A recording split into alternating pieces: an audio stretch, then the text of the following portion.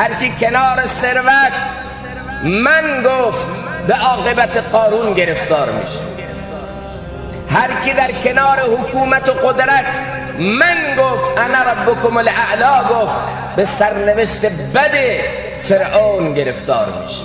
هر کی کنار طاعت و عبادت و نعمتهای معنوی الله تعالی من گفت انا خیر منه، احساس کرد که از دیگران یک سر و گردن بالاتره، احساس کرد دیگران رو میتونه تحقیر کنه، تخریب کنه، احساس کرد که میتونه خودش رو از دیگران برتر بدونه، احساس کرد که من یک سر و گردن از دیگران بالاترم، چون تلاوت بیشتر میکنم، چون نوافل بیشتر دارم، چون خدمت دین بیشتر میکنم، پس من یک سر و گردن از دیگران بالاترم و اجازه غیبت و عیبجویی و تخطئه دیگران رو دارم.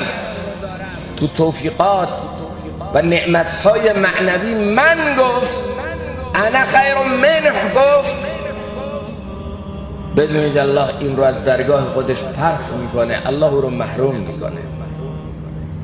عرفا و مقربان درگاه الله تعالی یک نشانشون اینه که اونها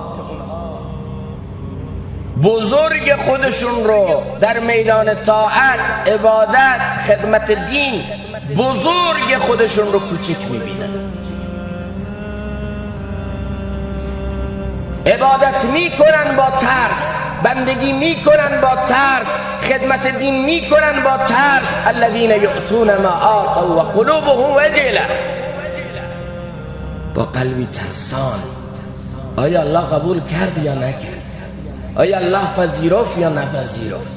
بزرگ خودشون رو کوچک میفهمن، عبادتهای بزرگ، خدمتهای دینی بزرگ رو کوچک میفهمن و بر او استغفار میکنن و نگران قبولیتش هستن.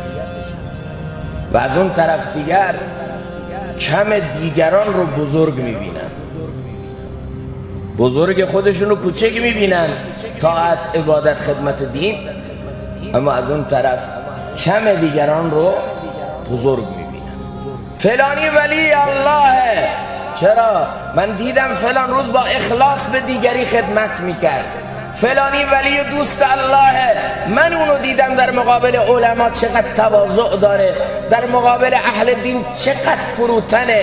کم دیگران رو بزرگ میبینن، بزرگ خودشون رو کوچک میبینن، طاعت، عبادت، خدمت دین، اما از اون طرف کم دیگران رو بزرگ میبینن.